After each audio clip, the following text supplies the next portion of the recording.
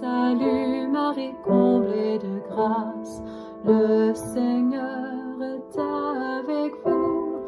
Vous êtes bénie entre toutes les femmes, et Jésus, votre enfant, est béni. Em nome do Pai, e do Filho, e do Espírito Santo. Amém. Bem, meus irmãos, hoje nós vamos estar finalizando o nosso curso, acerca aqui dentro deste módulo de profissão de fé, em que nós meditamos acerca do credo. E hoje, nesta aula bônus, nós vamos nos dedicar mais especificamente a falarmos dos dois últimos concílios ecumênicos da Santa Igreja, os concílios vaticanos, o Vaticano I e o Vaticano II.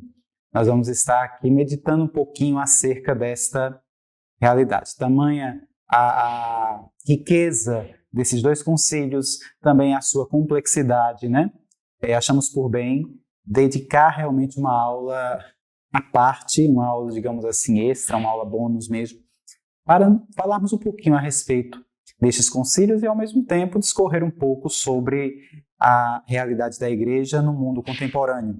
Isso que nós nos propomos a fazer nesta nossa aula.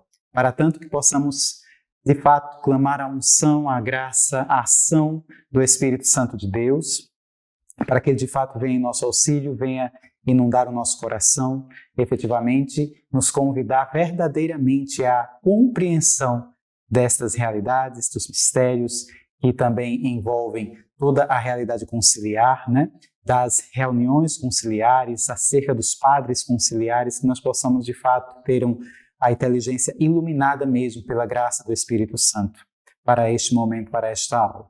Rezemos juntos. Vinde, Espírito Santo, enchei os corações dos vossos fiéis e acendei neles o fogo do vosso amor. Enviai, Senhor, o vosso Espírito e tudo será criado e renovareis a face da terra. Oremos. Ó Deus, que instruíste os corações dos vossos fiéis com a luz do Espírito Santo, fazei que apreciemos retamente todas as coisas segundo o mesmo Espírito e gozemos sempre de sua consolação por Cristo, Senhor nosso. Amém. Nossa Senhora, sede da sabedoria, rogai por nós. Em nome do Pai, e do Filho, e do Espírito Santo. Amém. Muito bem, meus irmãos, nós vamos aqui nesta última aula, deste nosso curso, nesta aula à parte, nesta aula extra, digamos assim, vamos meditar um pouco acerca dos concílios realizados diretamente no Vaticano, Lembro que as últimas aulas que tivemos até então têm tratado um pouquinho a respeito da história dos concílios, Só fazendo uma recapitulação bem rápida, nós iniciamos desde o Concílio Apostólico de Jerusalém, nós fomos observando toda a realidade do Concílio de Nicéia, de Constantinopla, de Éfeso, Calcedônia, fomos passeando pelos concílios realizados ali no Oriente, depois os concílios no Ocidente, os concílios de Latrão, falamos também sobre o de Florença, de Viena, de Constança, Nós pudemos evidenciar toda esta realidade ante a complexidade, inclusive, do contexto histórico da época, tendo culminado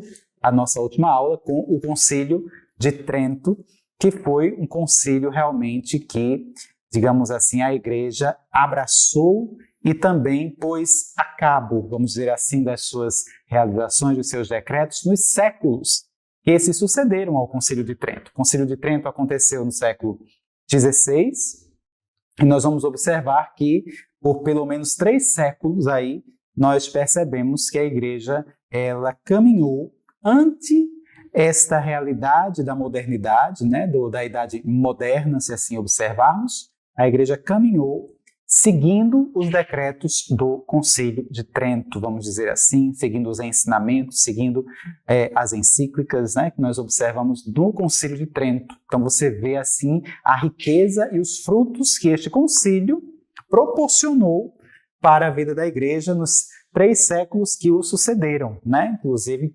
voltando o nosso olhar para a perspectiva da Reforma Católica, em comparação com a realidade protestante que estava iniciando naquele contexto.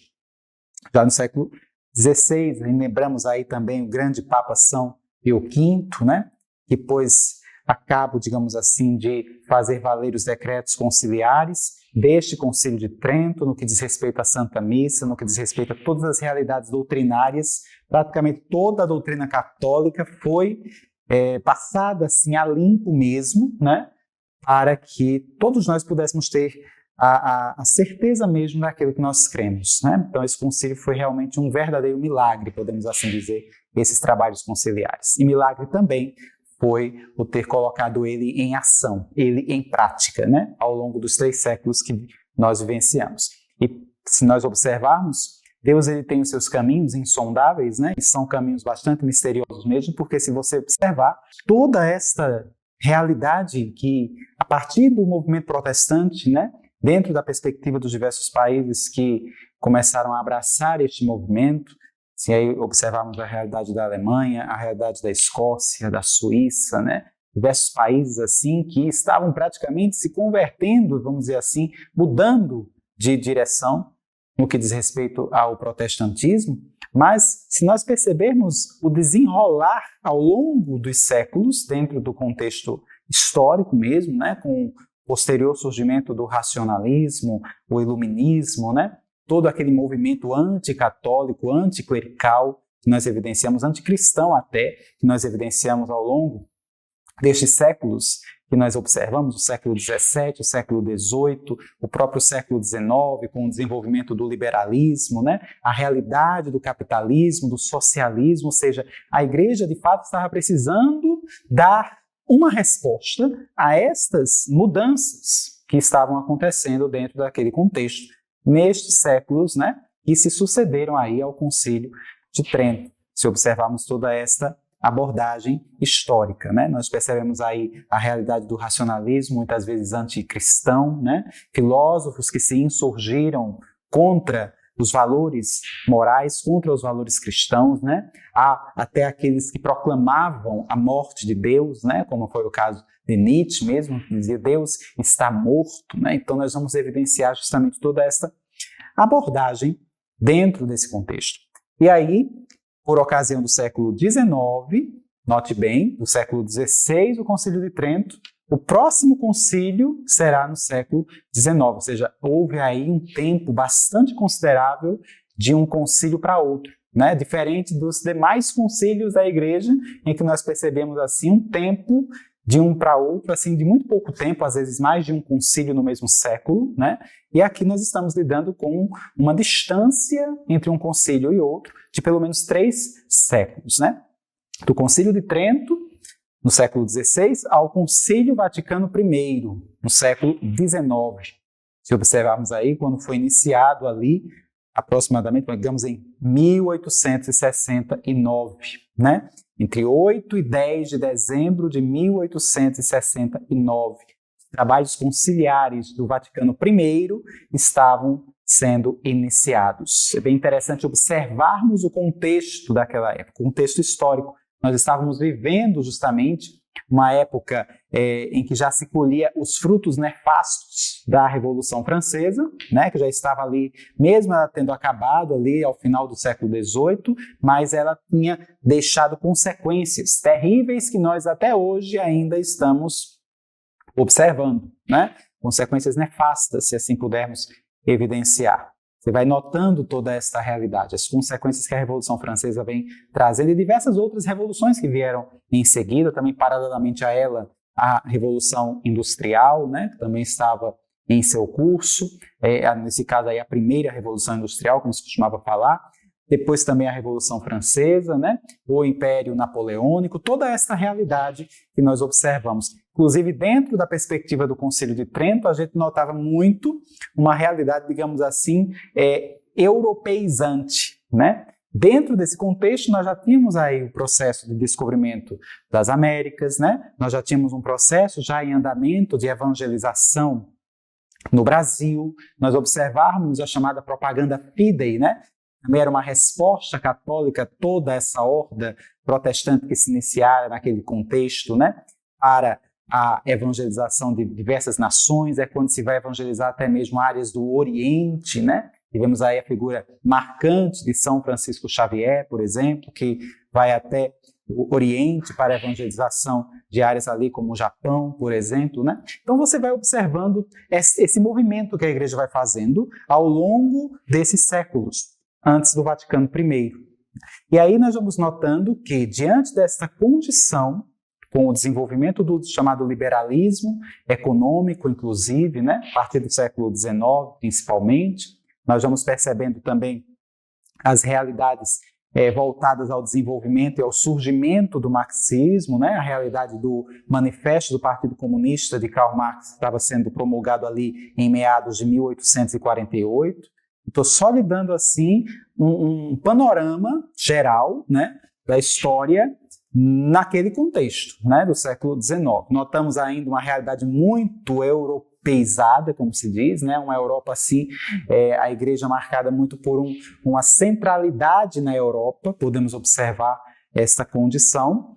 E em 1869, né, nós vamos perceber já o anúncio solene, a abertura solene do Primeiro Concílio Vaticano, sob a presidência do Papa Pio IX, que foi quem o convocou, né? E um detalhe importante que nós podemos observar, já dentro de todo este contexto, Pio IX, ele foi o Papa do dogma da Imaculada Conceição, em 1854, né? A realidade de Maria Imaculada, mas também o Papa que promulga, vamos dizer, um documento chamado Quanta Cura, né? Está muito ligado aos erros que o liberalismo, que o modernismo nascente já estava começando a desenvolver, né, especialmente o liberalismo, a realidade do racionalismo, ele estava já intervindo contra o racionalismo, essa realidade de que tudo é voltado e devotado à razão, né, a senhora razão, podemos assim observarmos. Nós temos aí duas correntes muito frequentes, né, que percebemos aí dentro do século XIX. Nós temos a corrente, vamos dizer, do racionalismo, que negava-se a fé e unicamente a razão, mas também a corrente do fideísmo, né, de uma forma assim muito, até mesmo cega, se assim pudermos perceber, de unicamente a fé esquecendo-se da razão. Dois grandes extremos foram condenados desde sempre pela Igreja, né? Nós notamos esta constituição, esta realidade, esses problemas que estavam sendo evidenciados aí já no século XIX, um pouquinho antes também, algumas correntes heréticas como o jansenismo, o quietismo, né? Nós vamos notando isso que também foi sendo combatido pela Igreja nesse processo. E aí Pio IX, ele promulga este documento chamado Quanta Cura, denunciando inúmeros erros deste racionalismo, também deste tradicionalismo exacerbado, né? E nós vamos notando, inclusive, que ele até faz um apêndice, digamos assim, uma espécie de anexo de erros doutrinários que muitas vezes as pessoas já estavam abraçando, fruto do iluminismo, fruto do racionalismo, que nós percebemos dentro desse contexto, que foi também como consequência até dos produtos nefastos da Revolução Francesa. E aí, como anexo a esse documento, ele estabelece um outro contexto chamado o Sílabus, né, que corresponde a pelo menos 80 proposições em que ele vai citando esta sequência de erros, inclusive doutrinários, né, que também é levado e chamado a atenção, se assim bem pudermos perceber, dentro do próprio Concílio Vaticano I. E aí, diante desta realidade, nós notamos que o absolutismo já vinha se estabelecendo nas diversas nações, né, nos diversos países. Notamos aí esta série de rupturas, digamos assim, do poder temporal com o poder espiritual, podemos assim observar. Notávamos uma certa investida, se nós evidenciarmos, uma certa investida do poder temporal contra o poder espiritual, se percebermos esta alocução, né? A própria Itália mesmo estava em vias de unificação, né? Inclusive a própria Roma, onde o Papa ele habitava, digamos assim, né? O Vaticano localizado dentro de Roma, se assim observarmos. Os estados pontifícios estavam ali, digamos assim, em perigo, né? Dentro desse contexto. se você bem se recorda, os Estados Pontifícios deles se constituíram como território, digamos assim, do Papa, desde o século VIII, meados ali do ano 756, né? Nós percebemos aí todo esse contexto, então, pelo menos aí, mais de 1000 anos que a Igreja detinha um poder temporal, inclusive até mesmo centrando os seus domínios ali em praticamente toda a Itália, né, toda aquela região da Itália e algumas áreas circunvizinhas ali à Itália, né? Tudo aquilo era território da Igreja, era território do Papa, se assim observarmos, e tudo isso estava sendo posto ali em perigo. O poder temporal do Papa, de fato, estava em uma crise, como até então não se evidenciava, né? Desde quando ele assumiu, de fato, um apogeu dentro de todo esse contexto sociopolítico, podemos observar assim dentro da Igreja.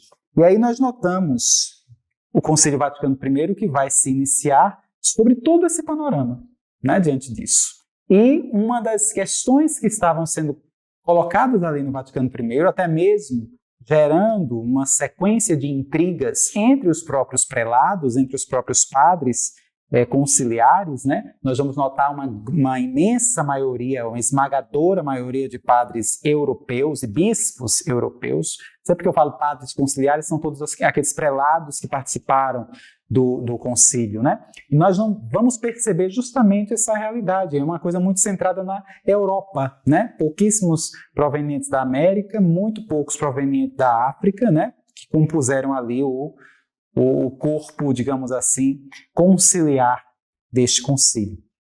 E aí nós vamos percebendo que muita coisa estava sendo centrada, dentre outras determinações que o concílio iria promover, muito estava sendo centrado em uma realidade, né? A realidade da proclamação do dogma da infalibilidade pontifícia, a infalibilidade papal, né? Muita coisa foi sendo, digamos assim, debatida ao longo destes meses que sucederam ali ao dia 10 de dezembro de 1869. Né? O concílio vai se estender até outubro de 1870, quando ele vai ser interrompido, justamente por ocasião desse contexto que havia mencionado, no que diz respeito às invasões que o governo italiano estava querendo propor contra Roma, justamente por ocasião da unificação da Itália, né? Então, o concílio acabou sendo interrompido, Pio IX achou por bem interromper o concílio, suspendê-lo, para que pudesse resolver-se essa questão chamada de a questão romana, né? Nós observamos aí todo esse contexto que vai culminar com o Tratado do Latrão em 1929, né? O tratado já realizado entre Mussolini e o Papa Pio XI, né? Em 1929, que daria pelo menos aquele território correspondente hoje ao Vaticano, ali aproximadamente cerca de 0,44 quilômetros quadrados de extensão, né? Podemos assim observar, que corresponde ao Estado, à cidade-estado do Vaticano, que é o que a Igreja hoje tem. Ela abriu mão, vamos dizer assim, de todo o resto do território pontifício, dos estados pontifícios, né, que correspondia a boa parte ali de praticamente a Itália, toda aquela região central, bem central ali da Europa, tinha muito de parte da Igreja e, no entanto, se abriu mão de toda esta realidade, mas pelo menos contendo um corpo, né, uma realidade material onde ela pudesse realmente estabelecer e comandar a Igreja dali, no que corresponde ao Estado do Vaticano, né, o menor país do mundo, vamos dizer assim. Um país dentro de uma cidade, né, que é Roma, que é a capital da Itália. Então você nota essa abordagem que nós evidenciamos. Mas isso aí já acontece em 1929, né? Ou seja, o concílio foi interrompido justamente por causa dessas negociações, dessas tentativas de invasão a Roma, né? Pio IX achou por bem interromper o concílio justamente para que não se tivesse assim algum tipo de anarquia, digamos assim, e pudesse pôr em perigo até mesmo os próprios prelados, os próprios padres conciliares, diante de toda esta tensão que nós evidenciamos aí, né, neste concílio. Mas ele vem justamente tratar de toda esta realidade, né? O tema da infalibilidade pontifícia era algo que permeou o concílio, ao longo destes meses, né? Mesmo eles tratando de outras questões. Por exemplo, nós vamos observar que eles trataram de outro documento que poderia ter sido evidenciado, né? Correspondente à própria condição da fé, o documento Dei Filius, né? Se nós evidenciarmos este documento, que também apresentava todo um esquema na tentativa de expor realmente a fé católica, de reafirmar a fé católica, né? Nós percebemos que a fé estava sendo posta justamente em uma crise como nunca antes havia sido evidenciada, por ocasião do racionalismo dos filósofos iluministas, por ocasião até mesmo do fideísmo de algumas correntes heréticas provenientes do próprio protestantismo, que estava em um processo já de dilaceração, né, de esfacelamento da fé, tendo em vista que, por conta do livre exame da Bíblia, eles estavam praticamente se esfacelando, né? Dentro desse contexto, inúmeras doutrinas protestantes pululavam, né, diante desta realidade, tudo tendo como centro essa coisa do livre exame da Sagrada Escritura. Você vai percebendo, inclusive, que até autores vão falar que diante dessa condição, diante dessa pesquisa, né, que fizeram em relação à Escritura Sagrada, conseguiram até identificar mais de 200 interpretações diferentes para as palavras da consagração. Isto é o meu corpo, né? Como é possível encontrar mais de 200 interpretações diferentes para esta frase? Então veja o perigo que era justamente estar lidando em colocar na voz do povo em geral, né, o contexto do livre exame da Bíblia, né? Então, diante desta abordagem, nós vamos notando, né, esta realidade dentro deste concílio, né, na perspectiva do Concílio Vaticano I. Se nós notarmos aí, por exemplo, o documento Dei Filius, né, que foi um documento que estava relacionado justamente com a fé, a reafirmação mesmo da fé, né, dos pontos ligados à fé, algo que nós podemos perceber ao longo deste concílio foi que normalmente se trabalhava muito essa realidade de mostrar que não há salvação fora da Igreja Católica, né? O desenvolvimento desta realidade também, de que é dentro da Igreja que nós podemos evidenciar a salvação, né? A Igreja como sendo esta mãe e mestra, se nós assim pudermos evidenciar, ou seja, são realidades que nós podemos notar deste documento, o Dei Filius, né? Que vai tratar de fato a Igreja como sendo o chamado corpo místico de Cristo. Ela é tratada, inclusive, neste documento com esta denominação. A Igreja é o corpo místico de Cristo, em que Cristo é a cabeça, nós somos os membros. Então nós vamos notando toda essa constituição, inclusive mostrando que a Igreja é esta sociedade, digamos assim, como diz o próprio documento, verdadeira, perfeita, espiritual e sobrenatural. Importante notarmos isto. A Igreja não é uma ONG, a Igreja não é uma entidade filantrópica, podemos dizer assim. Ela não está aí para resolver os problemas sociais da realidade moderna, da humanidade, né?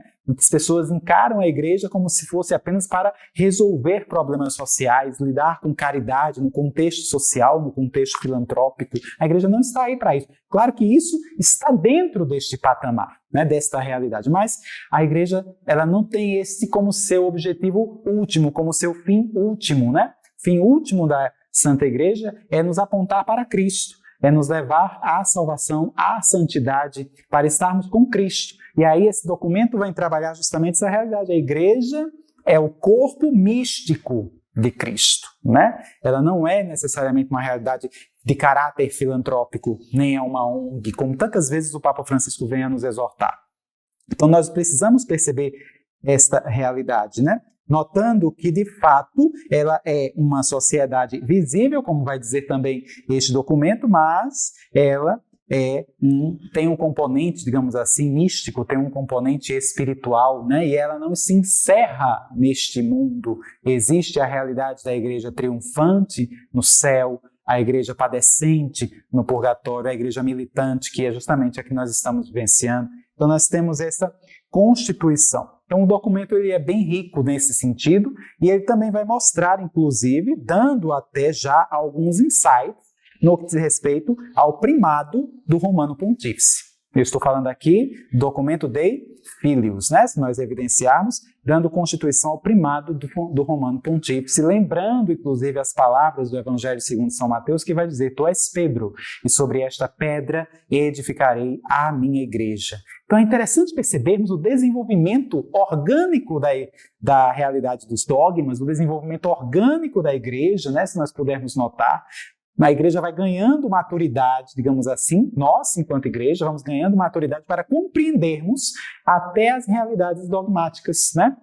Inclusive, algo que foi muito tratado no Concílio Vaticano I foi o desenvolvimento do dogma, né? Dos dogmas, se assim pudermos notar e evidenciar todo esse contexto. Por isso que, nesse documento, ele também vai falar a respeito da soberania temporal da Santa Sé, do documento Dei Filius, né? Como também sobre o direito e o uso do poder civil, segundo a doutrina da Igreja Católica, né? Podemos assim perceber. Isso gerava um certo descontentamento por parte até dos governantes temporais de diversos países, principalmente da Europa, se nós assim pudermos perceber, né? Tanto é que entrou-se no consenso de não convidar-se autoridades temporais para este concílio, tendo em vista a diversidade excessiva de pensamento, de correntes filosóficas até seculares, né? Então, houve-se esse cuidado de não convocar, digamos assim, autoridades civis temporais para este concílio.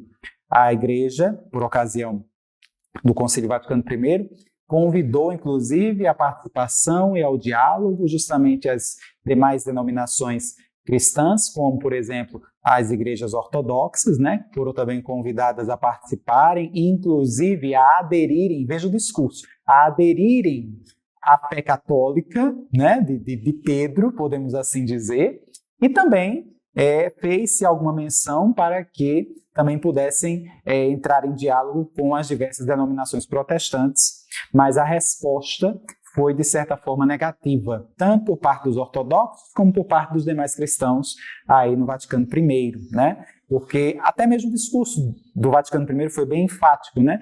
A necessidade de entrar em contato, entrar em harmonia, em unidade com a sé de Pedro. Então nós vamos percebendo essa dificuldade em diálogo mesmo que tiveram os padres conciliares aí no século XIX.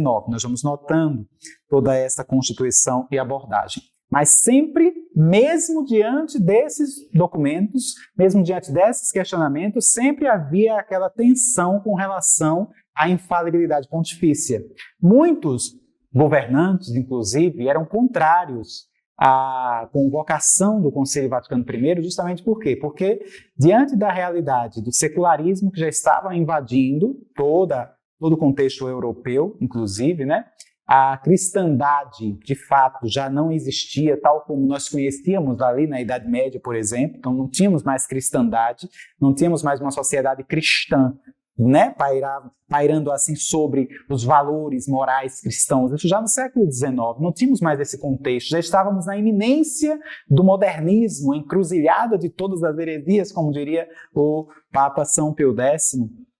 Então, você vai percebendo que o absolutismo monárquico estava imperando naquele tempo dentro dos governos, então eles tinham muito receio que o Papa reivindicasse para si também os seus direitos como chefe temporal, como imperador, vamos dizer assim, né? Como alguém que tivesse poder temporal, como nós percebemos que já acontecera em outros momentos da história, em que o Papa detinha também uma autoridade temporal tão evidente, né, tão forte, que ao ponto até mesmo de coroar reis, coroar imperadores e até mesmo de depor imperadores, como nós percebemos em algumas situações da história, né? A exemplo do Papa Gregório VII, que havia, no século XI, deposto o imperador do Sacro Império Romano Germânico, o Henrique IV. Né? Então nós vimos situações assim, não queriam que essas coisas voltassem, né? Tempos eram outros para aqueles governos, né? Então muitos governantes temiam o Vaticano I mediante essa perspectiva, né? E ainda por cima, com essa realidade da infalibilidade pontifícia, que muitos estavam ali debatendo, discutindo, havia-se muito essa preocupação, né, com relação a esta condição. Mas nós vamos ter também vários debates que vão acontecendo em 1870, né, em março de 1870, também em maio, né, nós vamos evidenciar em junho várias sessões com vários debates com relação à realidade da infalibilidade do magistério pontifício, né? Nós vamos percebendo toda essa discussão que foi se transcorrendo ao longo desses meses de 1870.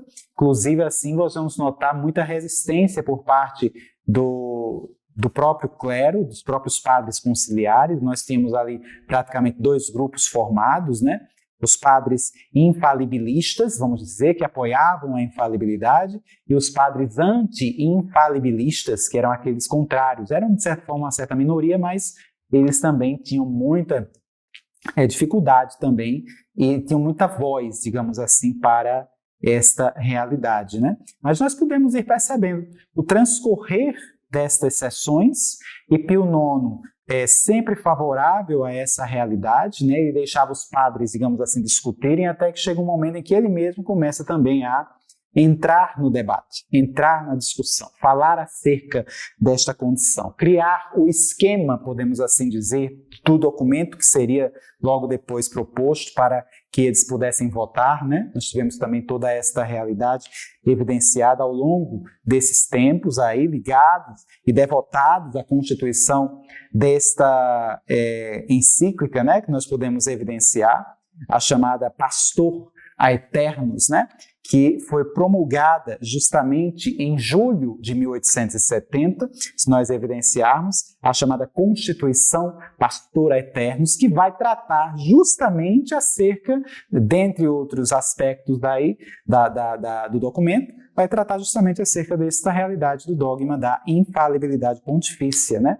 Nesse tempo também, até o próprio cardeal Newman, John Henry Newman, que era até anglicano e converteu-se ao catolicismo, na ocasião já era cardeal, ele havia mandado, inclusive, uma carta para o concílio, dando o seu parecer com relação a esta realidade, né? De certa forma, o parecer dele também não era tão favorável, mas houve muito debate em cima desta realidade da infalibilidade. O documento Pastor Aeternus, ele vai tratar justamente dessa condição, né? Ele vai dar um embasamento histórico diante da necessidade que os próprios bispos, em geral, buscavam recorrer a Roma, recorrer ao Santo Padre diante de situações difíceis, no que diz respeito à fé, especialmente, né? Diz respeito aos costumes. Então, ao longo da história, nós observamos muito os bispos indo até Roma para que ele pudesse, de fato, dar um parecer com relação a alguma circunstância da época, sempre se acorria a Roma, toda esta realidade. Nós vemos relatos desde o primeiro século, nós notamos ali no que diz respeito a Clemente Romano, quando ele se dirige aos coríntios, né? Já no primeiro século, ele que foi o quarto papa da igreja, nós observamos exemplos inúmeros ao longo da história, né, da intervenção do pontífice junto a diversas situações difíceis até, em que nós vamos notando que o magistério petrino ele vai ganhando, digamos assim, corpo ao longo da história, e esta realidade vai se firmando, podemos assim dizer. Porque quando falamos em dogma, não é que passe a ser algo verdadeiro a partir da proclamação. É algo que a igreja confirma diante do que ela viveu ao longo de séculos, mas tem maturidade naquele contexto histórico para declarar. Realmente isto é algo que a igreja sempre creu, né? E que agora, mais do que nunca, é necessário promulgar oficialmente. E, de fato, todos, e não deve haver mais concessões, não devem haver mais discussões, debates contrariando isso. Todos devem crer. Se trata de um dogma efetivo, quando ela assume, de fato, esta maturidade. Então, nós notamos aí tudo isso evidenciado nesta Constituição. Pastor Aeternus, que nós vamos notar aí já quando nós percebemos ali em meados de julho de 1870, mais ou menos, quando nós temos a promulgação deste documento. E nós vamos notar que ele faz justamente toda uma alusão histórica, né? A formação mesmo desse desenvolvimento mesmo desse dogma, né? Inclusive, do ponto de vista até mesmo, quando nós percebemos no capítulo 4, em que o dogma da infalibilidade pontifícia de fato é promulgado, se assim bem pudermos perceber, esta constituição da perpetuidade, do primado de Pedro nos romanos pontífices que sucederam a ele, né? Estando diretamente ligada à vontade divina, se assim pudermos perceber. Nós vamos notando toda esta constituição. Vai se fazer uma locução acerca de concílios que vão já reafirmando, dando sinais acerca disso, como o quarto concílio de Constantinopla, por exemplo, o segundo concílio de Lyon, que também fala um pouco acerca desta realidade, da importância do ministério petrino. Nós vamos observar também o concílio de Florença, que também vai falar um pouco acerca da relevância do magistério de Pedro. Nós vamos percebendo toda essa realidade de se recorrer a Roma sempre em se tratando de assuntos de fé, em que o romano pontífice ele vai sendo gradativamente dado a ele o título até mesmo de doutor universal, né? Se nós percebemos. O próprio São Roberto Bellarmino, né? Depois do processo da revolta protestante, São Roberto Bellarmino ele escreve um tratado praticamente sobre o sumo pontífice, né? De grande relevância teológica, se assim pudermos notar. Então, tudo isso nós vamos percebendo que vamos dizer assim, como que reunido na Pastora Eternos, esses debates que vão se evidenciando. Este documento é lido em sessão solene no Concílio Vaticano I e é aprovado pela grande maioria, podemos assim observar, no concílio, né? Se nós pudermos evidenciar. Justamente quando ele vai falar sobre não apenas a proclamação do dogma da infalibilidade pontifícia, mas as condições em que um Papa, de fato, irá se pronunciar do ponto de vista pontifício, do ponto de vista ex cátedra, podemos assim dizer, né? Falando de forma infalível. Muita gente tem muito questionamento com relação à infalibilidade papal, muito questionamento com relação a dificuldade mesmo de entender isso, achando que o Papa ele é impecável. A Igreja declarou que o Papa é impecável, quando não. A Igreja não declarou isso, né? A Igreja declarou como dogma que o Papa ele é infalível, goza do carisma da infalibilidade papal, em se tratando de fé e dos costumes, ou de fé e moral, vamos dizer desta forma, né? Ou seja, nós vamos percebendo que existem algumas condições que o próprio Sumo Pontífice vai precisar observar para se pronunciar ex cátedra, de forma infalível. Por exemplo, se assim pudermos perceber, né? Ele precisa se pronunciar para a Igreja universal, para a Igreja de todo mundo, em todo mundo. Ele tem que se posicionar desta forma, né? Tem que ser algo solene, solenizado.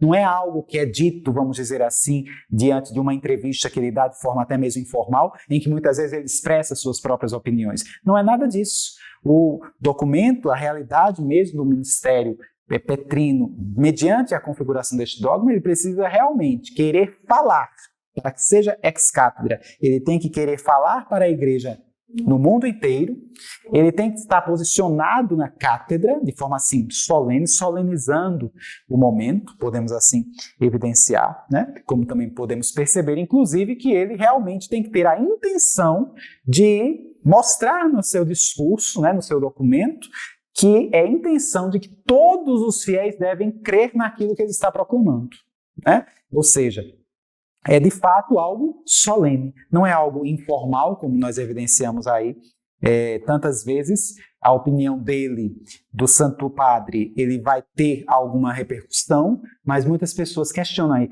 ele é infalível, né? Como que diz, ele é impecável, ele é inerrante, quando na verdade existem as condições para a proclamação de um dogma e de um pronunciamento infalível. E quando se diz um pronunciamento infalível, um pronunciamento em que não há erro em matéria de fé e dos costumes. Então isso tudo foi normatizado na Constituição Pastor Eternos, né, diante desta realidade, em que se evidencia inclusive e ocorreu aí a proclamação deste dogma, se assim bem pudermos perceber, baseado justamente nesse documento, né? Trata-se de um carisma de verdade e de fé, dado para que toda a Igreja seja nutrida com o alimento da doutrina celeste e se mantenha una. Por isso é proclamado como dogma divinamente revelado que o Romano Pontífice, quando fala ex cátedra, ou seja, quando, cumprindo seu ofício de pastor e mestre de todos os cristãos, em virtude da suprema autoridade apostólica, ou seja, o processo da sucessão apostólica, definem que uma doutrina referente à fé ou aos costumes deve ser crida por toda a igreja. Ele goza desta infalibilidade. Veja bem aí a proclamação deste dogma, se nós assim evidenciarmos. E mais adiante, se nós pudermos ainda nos deter ao Concílio Vaticano I, nós vamos percebendo que já em meados de setembro para outubro, as realidades ali do concílio vão ficando cada vez mais tensas, até por conta do processo de unificação da Itália que já estava acontecendo, né? O rei Vítor Emanuel II da Itália, ele já estava ali como que pressionando Roma com relação a esse processo de unificação, né? Então Pio IX achou por bem, digamos assim, até mesmo suspender, digamos assim, o Concílio Vaticano I, né? Adiando mesmo, sine die, como se diz, né? Adiando este concílio em 20 de outubro de 1870. Então, o concílio realmente não foi concluído, por isso que ficou assim como que uma espécie de vácuo, né, no concílio, porque algumas considerações ainda mediante a igreja, mediante a fé, mediante o sumo pontífice, ficaram ainda por serem respondidas e o concílio não teve condições de dar prosseguimento por conta dessa realidade aí histórica em que deu-se início à chamada questão romana, né? De modo que os papas que vieram logo em seguida, né? Depois de Pio IX nós tivemos aí Leão XIII, em seguida nós tivemos Pio X, depois tivemos Bento XV e logo em seguida Pio XI, foram papas que praticamente ficaram meio que aprisionados no Vaticano, justamente por causa desta realidade, na tentativa de salvaguardar o pouco território que ainda estava restando para a igreja, que correspondia justamente ali ao território do Vaticano, e que foi, de fato, sancionado em 1929, por ocasião do Tratado do Latrão, em que a igreja tinha ali salvaguardada a cidade-estado do Vaticano, vamos assim dizer, dentro da própria cidade de Roma, né? Dentre outros territórios, pequenos territórios que nós observamos ali, vizinhos ao Vaticano mesmo, né? Como o Castelo Sant'Angelo, né? A realidade da Basílica de São Paulo Extramuros, alguns pequenos territórios que nós observamos ali, vizinhos ao próprio Vaticano.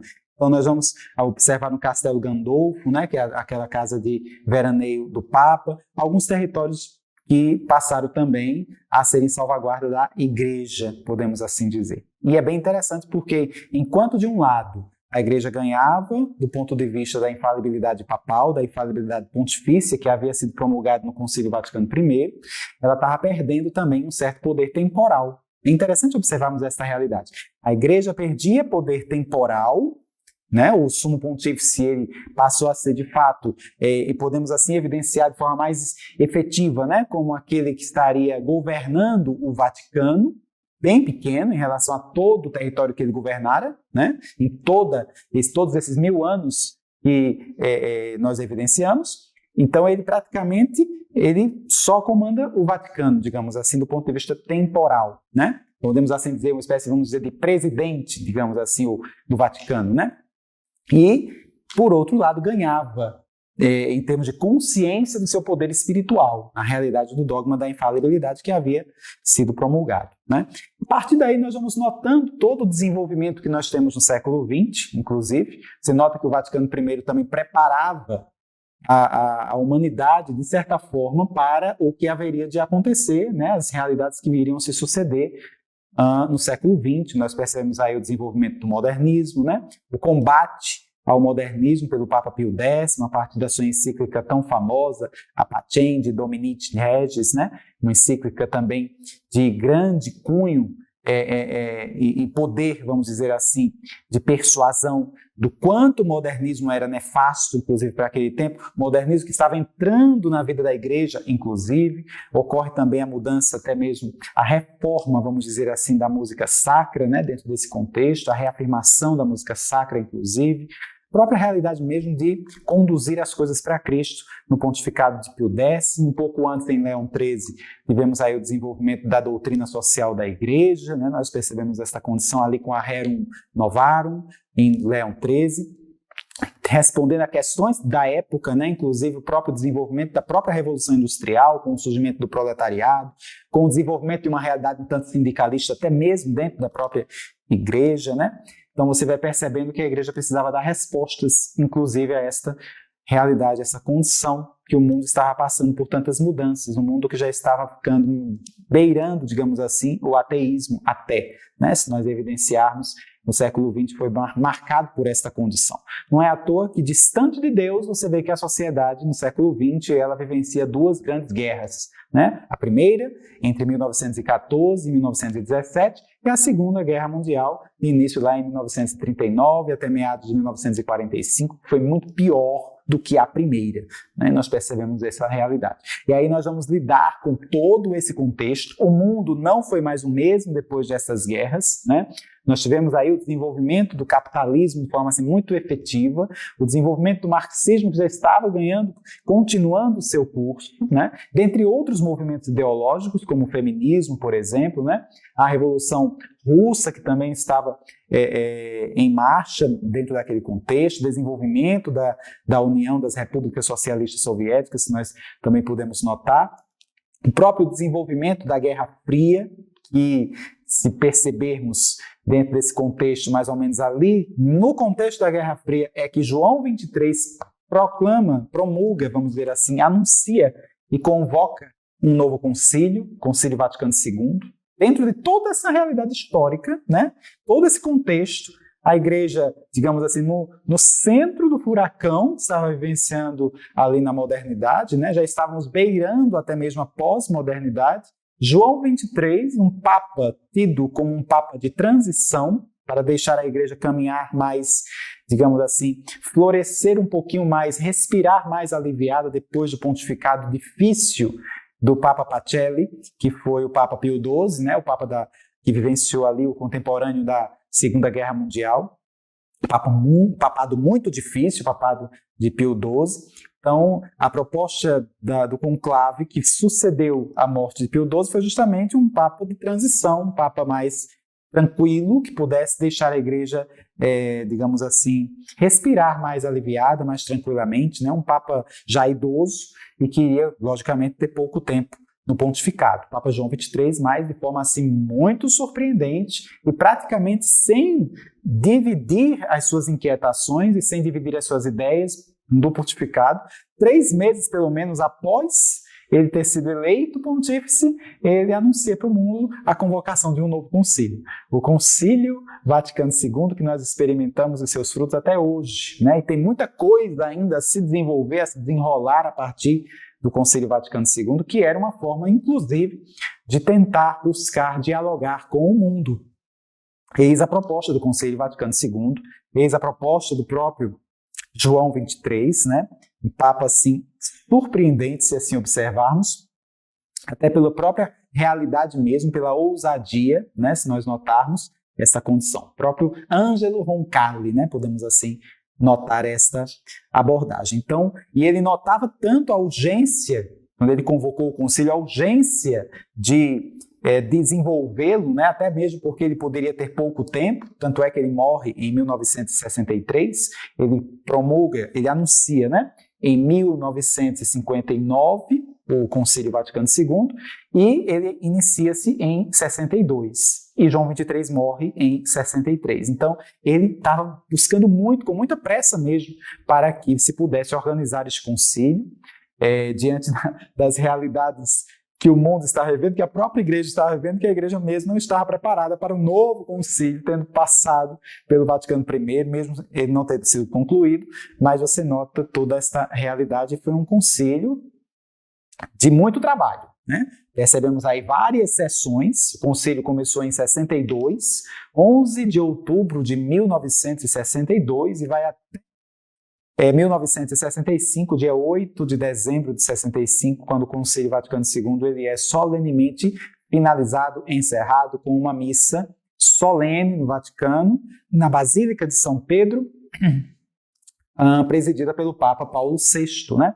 Nós vamos percebendo estas condições, e foi um concílio que buscou tratar, dialogar com a realidade do mundo atual, né? Nós vamos notando essa condição já tendo nos seus inícios mesmo, se nós percebermos, o documento, a aprovação inclusive, né, e os debates, logicamente, teológicos, dos documentos que falavam, documento que falava da reforma litúrgica, se assim pudermos perceber, o chamado Sacrosanto Concilium, né, se nós assim observarmos essa Constituição Sacrosanto Concilium, que, de fato, buscara trabalhar um pouco essa reforma litúrgica, até mesmo para fazer com que o povo pudesse também ter um certo diálogo, né? Digamos assim, se pudermos observar com a liturgia, se nós notarmos esse processo. Uma constituição, podemos chamar de constituição dogmática sobre a Sagrada Liturgia, que foi a Sacrosanto Concilium, em que se propunha, inclusive,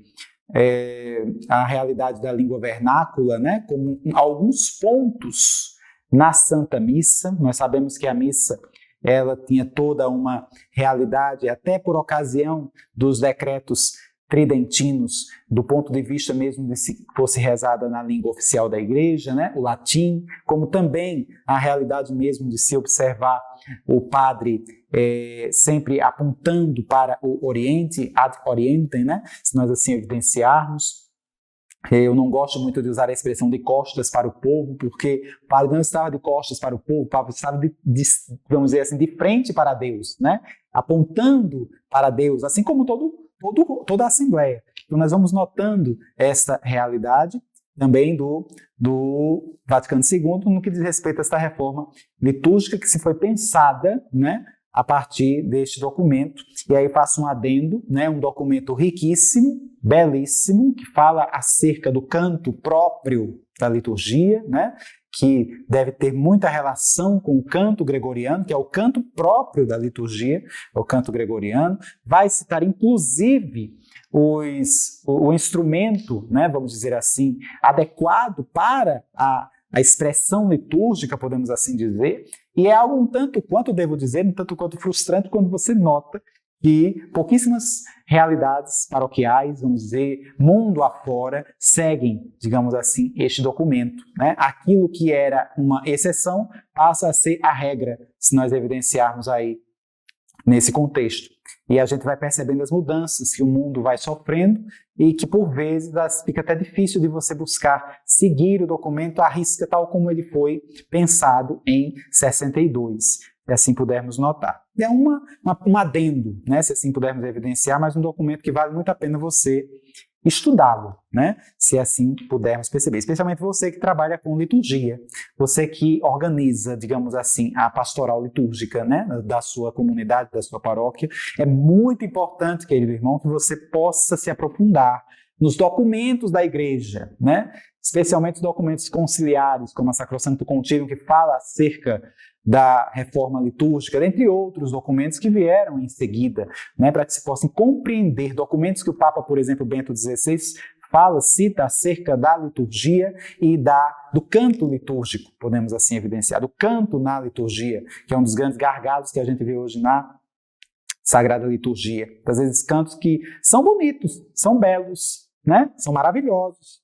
mas não são litúrgicos, não cabem na Santa Missa. Então é interessante você estudar um pouco acerca disto, né? Até para não estimular a sua própria vaidade, porque muitas vezes existem cânticos, convenhamos, que são aplicados na missa para cumprir o preceito da sua vaidade, e não necessariamente para levar a Assembleia à oração, para levar a Assembleia ao encontro com Cristo, para levar a Assembleia a entender que a Santa Missa, muito mais do que uma reunião de uma Assembleia, é muito mais do que um encontro social. A Santa Missa é o sacrifício incruento de nosso Senhor Jesus Cristo. É a presentificação do sacrifício de Cristo.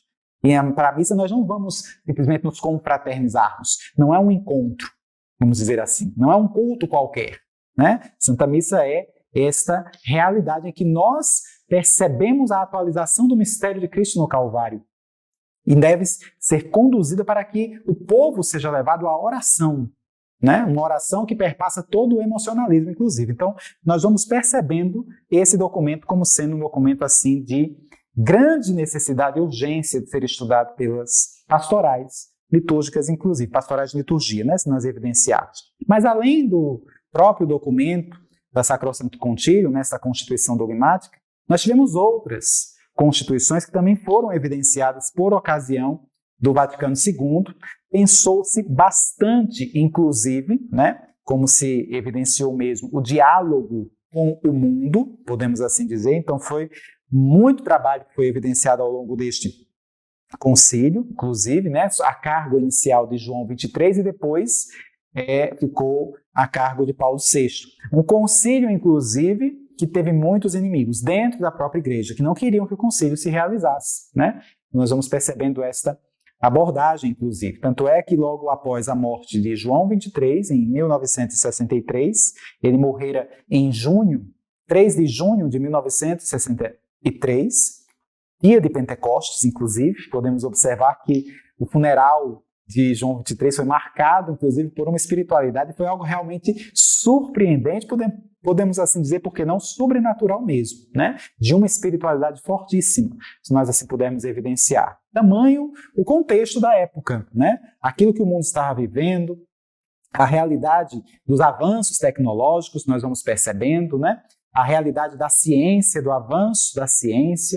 A igreja também vai, desde o Vaticano I, tratar sobre essa questão. A própria Constituição do Vaticano I, Dei Filhos, vai falar sobre a fé e a razão, né? A igreja nunca foi contra o desenvolvimento científico, muito pelo contrário, ela sempre favoreceu. A verdadeira ciência, ela também ajuda a fé, né? Assim como a fé bem equilibrada, ela também valoriza a ciência, se assim pudermos perceber. Note bem esta realidade, meu irmão.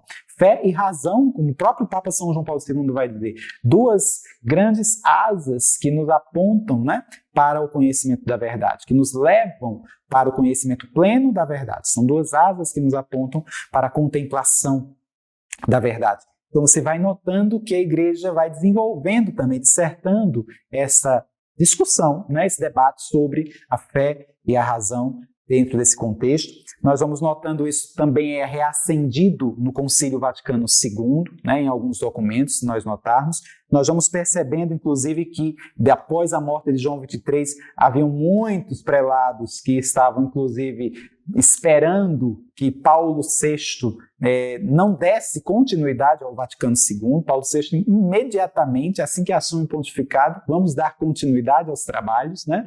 Nós percebemos que vai apenas uma pequena suspensão, vamos dizer assim, dos trabalhos do concílio, até por ocasião do período de sede vacante entre um papa e outro. Nós vamos notando toda esta abordagem. E se nós notarmos ainda, mais adiante, nós vamos percebendo também que dentro do Vaticano II se desenvolveu uma série de questões ligadas a algumas outras constituições dogmáticas, como aconteceu justamente com a Constituição Dogmática sobre a Igreja, chamada Lumen Gentium, né? Ou Luz dos Povos, se assim bem pudermos perceber. Constituição Dogmática sobre a Igreja, também um documento riquíssimo, se assim evidenciarmos, mostrando mesmo a maturidade, o desenvolvimento da Igreja ao longo dos séculos, se assim observarmos, quem sabe até uma continuidade, se assim observarmos um pouco, né, acerca dos documentos do Vaticano I, inclusive, né, da maturação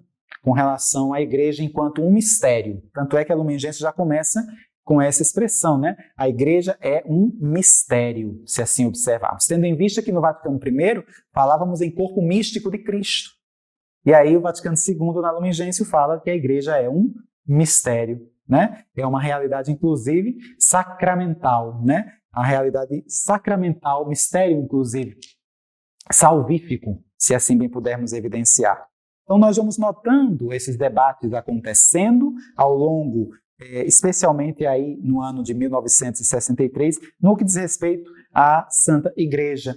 Lumen Gentium é um documento que tem pelo menos 8 capítulos, que vai tratar justamente sobre essa realidade, a Igreja enquanto um mistério, vai falar acerca do povo de Deus, né? O desenvolvimento da igreja ao longo da história, ela que foi prefigurada, digamos assim, no Antigo Testamento, foi fundada por nosso Senhor Jesus Cristo, foi tornada pública, digamos assim, em Pentecostes e teve todo um desenvolvimento ao longo de 2000 anos de história.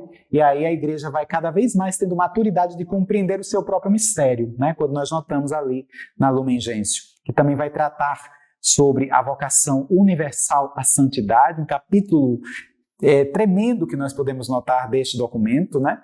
Quando ela vai dizer que todos nós batizados, somos vocacionados, antes de qualquer outra vocação, somos vocacionados à santidade. Devemos buscar isto na nossa praxis, no nosso dia a dia, na nossa rotina, na nossa experiência diária com Cristo, com os irmãos, devemos buscar a santidade. Este é o nosso fim último, se assim pudermos notar. Né? Fomos criados para a glória de Deus. A Lumen Gentium, ela vem a trazer essa abordagem, quebrando aquela realidade de como que santidade é para poucos. Né? Tanto é que pós-Vaticano II nós vamos vendo papas que vão canonizando muitas pessoas. Recordes de canonizações, como nós observamos aí com João Paulo II, já agora com o Papa Francisco, nós vamos percebendo toda esta realidade em que podemos notar que a santidade também está ao nosso alcance, se nós cooperarmos com a graça de Deus. Né? Então nós vamos notando isso nesse documento, como também tantas outras realidades que o documento vai apresentar, um capítulo destinado unicamente aos leigos, né? Um outro capítulo voltado aos religiosos, se assim pudermos perceber, devotado inclusive aos religiosos. Nós inclusive falamos um pouco sobre isso ao longo do nosso curso aqui no Catecismo da Igreja Católica, né? Que trata dessas questões.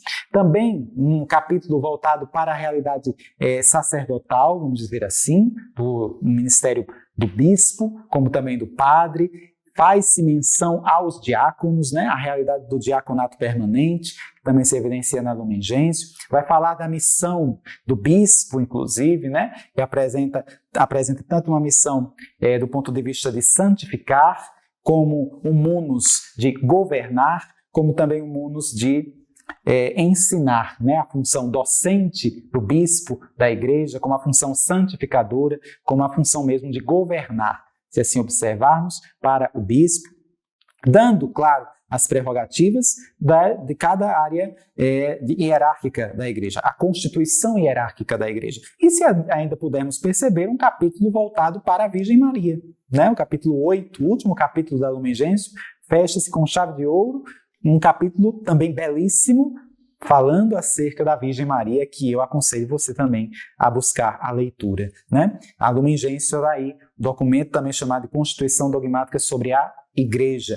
Mas tivemos também um outro documento, outra Constituição Dogmática, que também foi estabelecida ali em meados de 64, né, que corresponde à Constituição Dogmática Dei Verbum, sobre a Palavra de Deus, né, tendo em vista que, de alguma forma, se nós percebermos, a Dei Verbum, ela vem trazer como uma resposta à necessidade desse resgate à Sagrada Escritura, a leitura da Sagrada Escritura, a importância de se meditar a Bíblia, de se meditar a Sagrada Escritura, tendo em vista que, por ocasião do protestantismo, isso acabou não sendo levado tanto em conta nos 3 séculos que antecederam o Vaticano II. Né? Houve, de certa forma, até por parte de alguns cristãos católicos, até mesmo um certo preconceito em leitura da Bíblia e até mesmo um certo medo de ler a Sagrada Escritura, né? Tendo em vista o contexto protestante, justamente de ler de todo jeito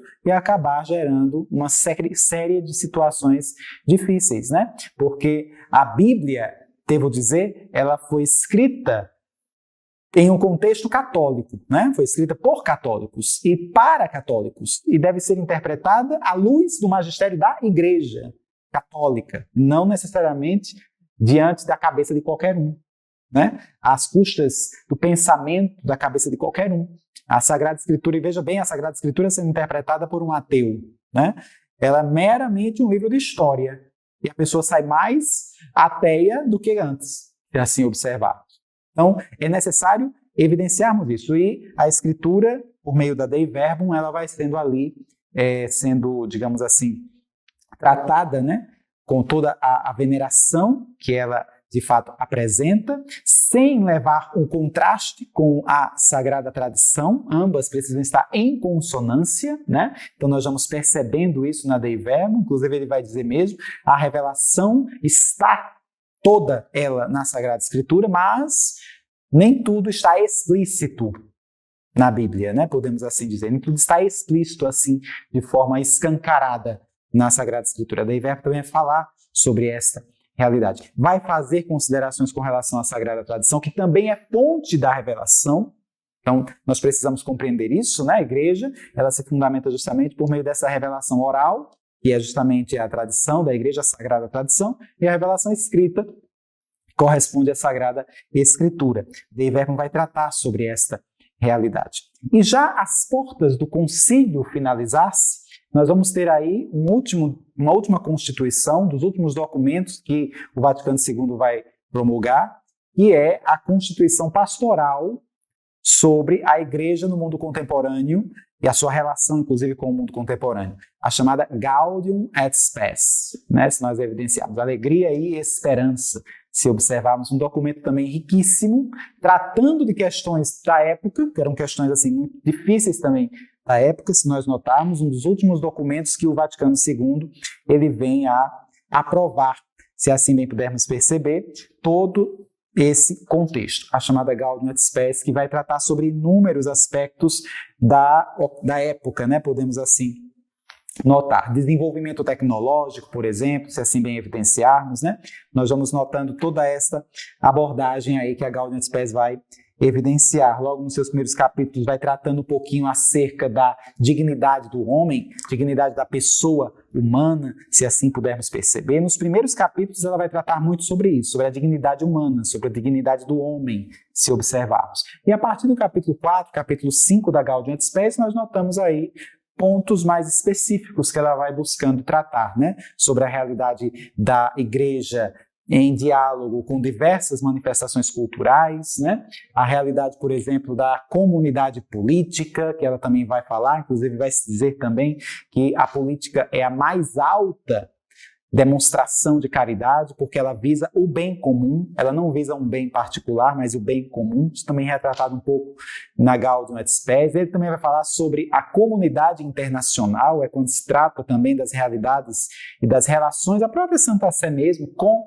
as diversas realidades, os diversos governos que nós podemos evidenciar, né? Uma série de realidades que a Gaudium et Spes vai trazer, né? Nós cruciais, se assim observarmos a sociedade contemporânea e também do testemunho cristão entre os homens, né? Nós temos aí, por exemplo, temas que ela vai abordar: a dignidade humana, a família, a cultura, né? A vida econômica, inclusive, se assim observarmos, né? A paz, que nós podemos notar também.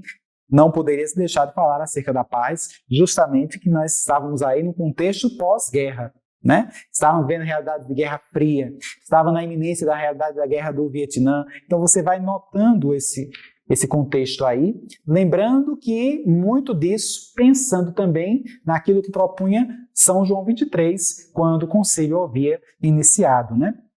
Dentre tantos outros documentos, decretos que nós podemos notar que o Vaticano II vivenciou e também aprovou, como, por exemplo, o decreto sobre o ecumenismo, a Unitatis Redintegratio, né? De forma assim, tentando buscar verdadeiramente um diálogo, se assim evidenciarmos, dentro do contexto junto aos cristãos, aos demais cristãos, às demais confissões cristãs, né? O ecumenismo é algo que é tratado entre cristãos, e o ecumenismo não é somente um diálogo que acontece entre católicos e protestantes, ortodoxos. Não, o ecumenismo é uma forma de dizer a verdade está aqui na Igreja Católica e você precisa se converter a ela, né? A verdade é uma só, é Cristo Jesus. E a Igreja é o corpo místico de Cristo. E é necessário que haja essa unidade. Não vai acontecer nunca uma unidade estando eu pensando de um jeito e você pensando de outro. Pode acontecer aí uma tolerância, né? Mas não uma unidade. Aquilo que nosso Senhor realmente desejou no Evangelho, como ele fala, eu desejo que todos sejam um, né? Sejam um de alma, um único corpo, uma unidade, né? E aí a Unitatis Redintegratio vai discorrer um pouco acerca dessa realidade. Não é esse diálogo na tentativa de aceitar o outro que está no erro, né? É necessário convencer também nesse sentido e entendendo que quem convence efetivamente também é o Espírito Santo, que é o Espírito da verdade. Não pode ter um Espírito Santo que possa se contradizer tanto, né? Como a gente percebe em mais de 40 mil denominações protestantes, cada qual dizendo a seu modo de enxergar o cristianismo, dizendo todas serem inspiradas pelo Espírito Santo, mas que Espírito Santo é esse para se contradizer tanto? É necessário, precisamos compreender né, que existe o Espírito da verdade, o Espírito Santo que é o Espírito da verdade, e a verdade é uma só, né, como diria Bento XVI. Ela não é uma ideologia, ela não é uma forma de pensamento, não é uma realidade ideológica. A verdade é uma pessoa, caminho, a verdade e a vida, nosso Senhor Jesus Cristo. E é preciso ter contato com Ele para aderir a esta verdade e se tornar servo, escravo da verdade, estar a serviço da verdade e não criar a própria verdade e manipulá-la, né? Que é o que muitas vezes a gente vê diante desta ditadura do relativismo, como Bento XVI mesmo vem a denunciar, né?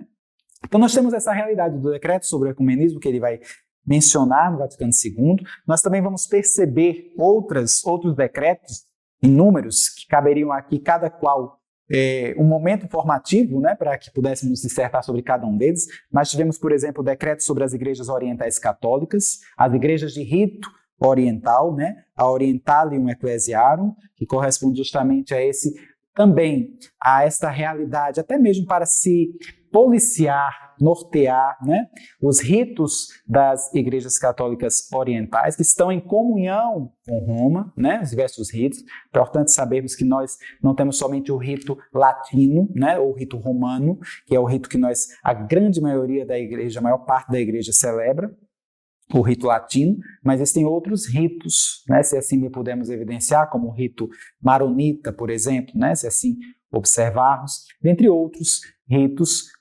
dependendo da realidade mesmo, cultural, histórica de determinados grupos, né, da Igreja Católica que estão em comunhão com Roma, se assim evidenciarmos. Tá? Nós vamos também o rito armênio, né, se assim evidenciarmos também, entre outros, nós poderíamos também entrar aqui dissertando um pouco acerca desses ritos. Mas tivemos outros documentos, como, por exemplo, o documento Ad Gentes, né, que vai tratar da igreja, da atividade missionária da igreja, né, um documento também muito voltado para os leigos. Vai se dando, vamos dizer assim, mais abertura aos leigos dentro desse processo no Concílio Vaticano II, né, nós vamos notando. Temos o decreto sobre o munus pastoral dos bispos na igreja, o Christus Dominus, outro decreto sobre o ministério e a vida dos presbíteros, né, a Presbyterorum Ordinis, o decreto sobre a atualização dos religiosos, da Perfecta Caritatis, inúmeros decretos que você vai observar que foram aprovados no Vaticano II, sobre a formação sacerdotal, né, a Optatam Totius, o decreto sobre o apostolado dos leigos, se assim notarmos, o Apostolicam Actuositatem, né, também um decreto riquíssimo, que vale a pena também você meditar sobre este decreto, Apostolicam Actuositatem, sobre o papel dos leigos, inclusive, né? Esse decreto, depois de um certo tempo, por ocasião ali do Vaticano II, 20 anos depois, em 1985, o Sínodo dos Bispos, que foi convocado por São João Paulo II, que vai buscar meditar um pouco, refletir sobre os diversos frutos que o Vaticano II propôs, comemorando 20 anos do concílio, né? Ele também vai promulgar, logo em seguida, um outro documento chamado Christi Fidelis Laici, riquíssimo também, belíssimo esse documento, que vai falar sobre a videira, os ramos, também sobre o apostolado leigo, né? Podemos até dizer que são documentos que se complementam, vamos assim observar. Entende? Então, vale a pena você meditar um pouco acerca dos documentos do magistério, inclusive do Vaticano II, que são os documentos que nós estamos vivenciando, até mesmo no catecismo. Muitos desses documentos que eu estou citando, o catecismo cita na configuração mesmo do seu ensinamento, né? Se assim observarmos. Dentre tantos outros decretos que o Vaticano II também aprovou. Por exemplo, o decreto Intermirífica sobre a comunicação social, os meios de comunicação social, a Gravitimum Educationis, né, que se lida com a questão da educação cristã em épocas em que a sociedade não mais quer saber de uma educação cristã, uma educação completamente secularizada, se assim observarmos, o qual nós precisamos estar atentos e tomar muito cuidado com isso. E ainda o documento sobre a liberdade religiosa, a Dignitatis Humanae, e ainda sobre a relação da igreja com as religiões não cristãs, a Nostra Aetate, né? É interessante fazer apenas um adendo. Quando falamos de ecumenismo, nós estamos falando de uma realidade entre as comunidades cristãs, a Igreja Católica, juntamente com as comunidades cristãs, na tentativa de que sejamos entrarmos em diálogo, se assim bem pudermos observar. Mas quando falamos de uma igreja católica, por exemplo, com realidades de doutrinas e religiões não cristãs, nós não falamos em ecumenismo, falamos em diálogo interreligioso. E esse documento, a Nostra Aetate, também fala um pouquinho acerca desta abordagem. É interessante observarmos que por ocasião do encerramento formal, foi solene, foi festivo, o Concílio Vaticano II, né?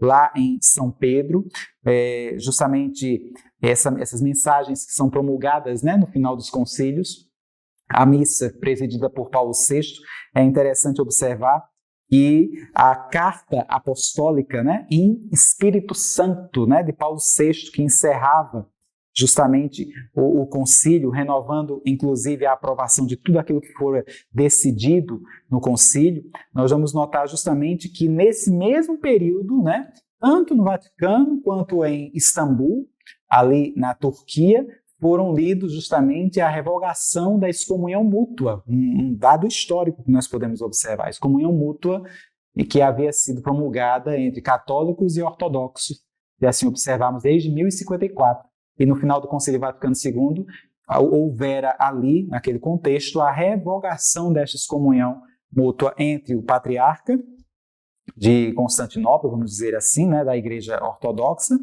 e o Papa, né, que nós podemos evidenciar pelo menos um avanço, né, vamos dizer assim, neste diálogo aí entre as igrejas cristãs, podemos observar. Então são alguns detalhes que podemos evidenciar, né? 20 anos após o Vaticano II, é convocado um novo sínodo dos bispos para avaliar os trabalhos deste concílio. Logo em seguida, o Papa promulga Christi Fidelis Laici. Ao mesmo tempo, também ele vai, sob a presidência do então cardeal prefeito da Congregação para a Doutrina da Fé, cardeal Joseph Ratzinger, né, na ocasião. Sobre a sua presidência, o Papa João Paulo II convoca uma comissão para que o catecismo pudesse, um novo catecismo, né, pudesse ser escrito. Foi justamente este catecismo que nós temos em mãos e que foi aprovado, lançado, publicado em 1992 e que nós estudamos ao longo desse caminho e que nós fizemos aqui da profissão de fé, né? Pelo menos uma parte do catecismo foi estudada e outras partes com os nossos outros colegas professores. Muito bem, queridos irmãos, eu quero aqui finalizar o nosso estudo, né, dos concílios, quero finalizar também de forma assim, formal, né, o nosso estudo acerca do credo, nesta nossa última aula. Quero agradecer de coração a sua paciência e a sua perseverança em chegarmos até aqui. Louvado seja Deus, porque chegamos até aqui nos ajudou o Senhor, né? Podemos observar. Quero agradecer também ao convite que me foi feito pelos irmãos seminaristas, pela confiança, né? Credibilidade também que puderam colocar no trabalho. Agradeço de coração, ao que também é o tempo que parabenizo assim, pela iniciativa nesse tempo em que nós estamos celebrando os 75 anos da nossa diocese, porque eu creio, né, e eu rezo para isso, para que estas aulas, estas formações, elas realmente possam fazer bem a Igreja de Campina Grande, a nossa diocese, né, e a todos quantos aqueles que tiverem acesso a esses conteúdos, né, os conteúdos ligados a esses módulos deste curso de catequese. Então, uma alegria muito grande estar aqui. Louvado seja Deus por essa iniciativa, pelos irmãos seminaristas que estão nos ajudando aqui na transmissão, né, de todo esse processo. Desde já quero bendizer a Deus e quero rezar também junto com você neste nosso último encontro, para que realmente possamos ter frutos espirituais para a maior glória de Deus, diante de tudo aquilo que nós ensinamos, estudamos e aprendemos aqui nesses nossos estudos. Por isso, rezemos juntos esta Ave Maria com um tom de gratidão, de agradecimento, pedindo para que Nossa Senhora continue, como sede da sabedoria, a iluminar os nossos caminhos e os nossos trabalhos. Porque a missão vai estar começando, né? Ave Maria, cheia de graça, o Senhor é convosco. Bendita sois vós entre as mulheres e bendito é o fruto do vosso ventre, Jesus. Santa Maria, Mãe de Deus, rogai por nós, pecadores, agora e na hora de nossa morte. Amém. Nossa Senhora, sede da sabedoria, rogai por nós. Em nome do Pai, e do Filho, e do Espírito Santo. Amém. Sainte Marie, Mère de Dieu, priez pour nous, pauvres pécheurs, maintenant et à l'heure de notre mort.